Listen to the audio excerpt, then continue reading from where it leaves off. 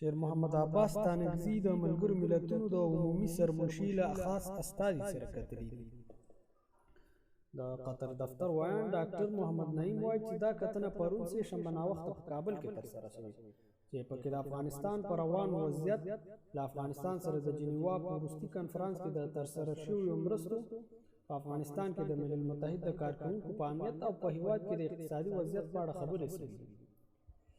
خبر زیاتوي ډیبورال وروستیو تحولاتو وروسته په افغانستان کې د ملګرو ملتونو د کارمندانو د مسؤلیت په برخه کې د اسلامي امارت له لوري د ترسره شویو اقداماتو له امله مننه وکړه.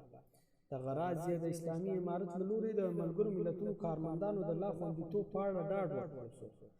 په راپور کې راغلي چې دواړو لورو په دې ټینګار وکړ څو بشري مرستې د پخوا په څیر دوام پیدا کړي. د یادونې وړ ده چې نړیوالې ټولنې په جنیوا کنفرانس کې د افغانستان سره تر 1 میلیارډ